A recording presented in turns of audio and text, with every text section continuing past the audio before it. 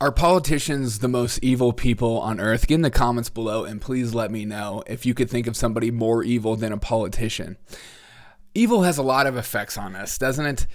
A lot of psychological effects where we just can't comprehend, and it's just, I just don't get it, and it's depressing. There's a breakdown in complete trust in people that are in power, or that things that are going on in the world, or you just feel like you can't trust anyone around you. So much social division where some people will take one side of the evil versus the other side of the evil, a complete loss of empathy towards the other side, a constant cycle of retaliation where it's like, oh, if you're going to act like this, then I'm going to act like that. A complete erosion of morality where it's like, what is truth? What is good? Are we even talking about the same thing? Because you're making this issue to be about something else. And this video is a perfect example of that. We have Mayorkas on Face the Nation being asked the question about Laken Riley, the girl whose skull was disfigured by an illegal immigrant from Venezuela and was just a cute college kid, and the video circulated around. It's a very disgusting story. I did a video on that earlier. Please check it out on my thoughts on that. But this is disgusting. I don't understand how some of these people can just wake up every day and look themselves in the mirror and call themselves a man or even a human being. You know, when you see evil in the world and your response is a political answer, man, you've got to not believe that there's a hell.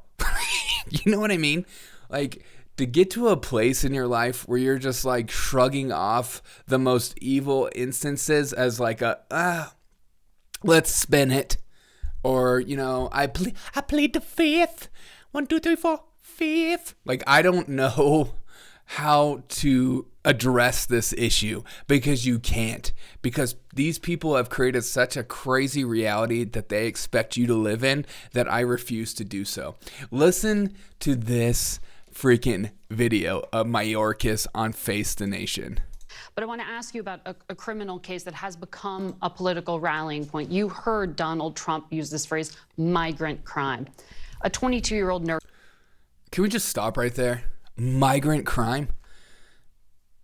Well, why? Why the quotations? Because Trump said it?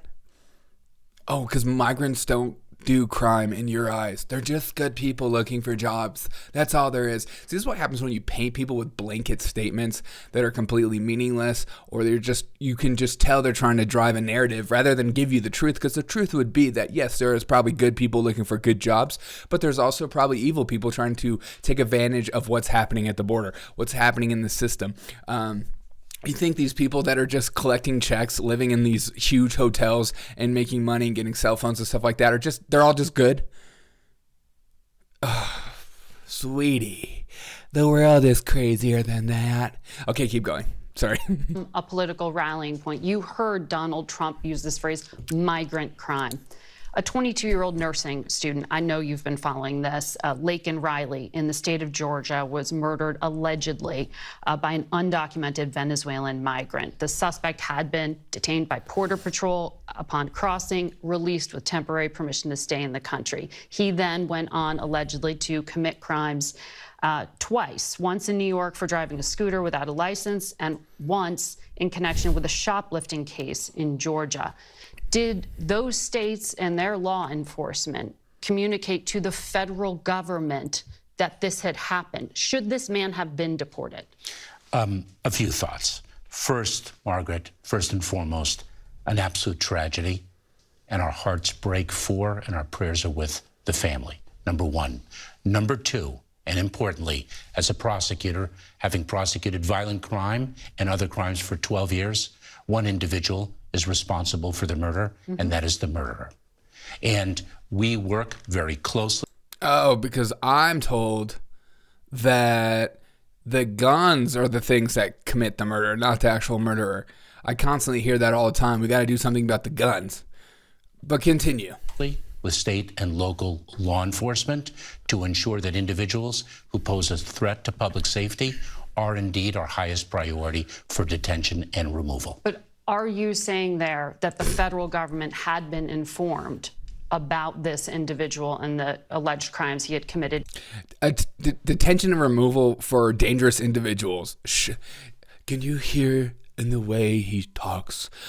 We do everything in our power to understand what evil looks like and where to find it. Dude, there are constantly stories going around of migrants committing crimes, illegal immigrants, illegal citizens, whatever word we want to use that makes us feel good, constant crimes, and then they just get bailed out, or then they just go to a different jurisdiction, or just get passed around. It's like a teacher that, is like a sexually assaults a student, and then all of a sudden goes up in another district. Oops, and I'm still working. That's what's happening. They're not getting deported. Keep going, because they just come back to the United States. In those states, because he could have been deported if that was the case. Was there a breakdown in the system? Yes. So, Margaret, there are a number of cities around the country that have varying degrees of cooperation with the immigration authorities. Right. We firmly believe that New York did not? We firmly believe that if a city is aware of an individual. Wait, excuse me. I'm talking my talking point right now, and so you need to shut your mouth. This is my stage, okay? This is what I was told to say. I mean, this is what I think. If a city is aware of an individual who poses a threat to public safety, then we would request that they provide us with that information so that we can ensure that that individual is detained if the facts so warrant. And it sounds like they were not coordinating. Well, different cities have different levels of cooperation. We were not notified in this instance. Yeah, we had no idea. So the buck doesn't stop with me. Okay? We don't know what's happening, even though we know everything that's happening. It's like, he's the kind of person that if your son or daughter died of a fentanyl overdose due to, the probability of it going across the border is very high, he would look you in the eye and say, not my problem. Okay, I wasn't notified about what actually happened. Look, we look into this kind of stuff. We're doing our best here. This is a right-wing talking point. Fentanyl is not being trafficked by illegal immigrants. We weren't notified. The old chain of command, if you will. Hey, he was in some sanctuary cities and some non-sanctuary cities. I hate this kind of thought process. We weren't notified, but that's politics, isn't it? It's like whenever a leader can take the opportunity to have ownership of shit that's happening under their watch, they refuse to do it, because the only thing that necessary for the triumph of evil is for good men to do nothing, and that's more important in their eyes, isn't it? I'm not going to do anything. It's not my fault. We've looked into it. We're doing our best here.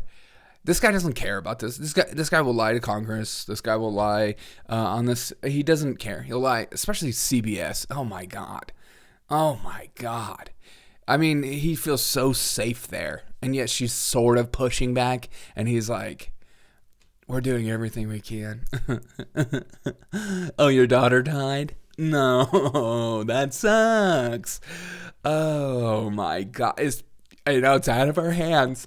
There's nothing we can do about this. Yes, we've created the problem, and yes, we're a part of the problem in the creation of this problem. But the migration issue has been going on for centuries. And yes, it's gotten way worse over the last few years, but, Donald Trump had problems too, and no one said anything about that. And that's what I really care about. Have a wonderful day. Remember that even if your whole family burns alive, a politician will be like, I didn't hear about that, or, oh, that sounds really sad, but there's nothing we could have done, when there's everything that they could have done. Have a wonderful day. Remember that these people aren't human beings. Okay, bye.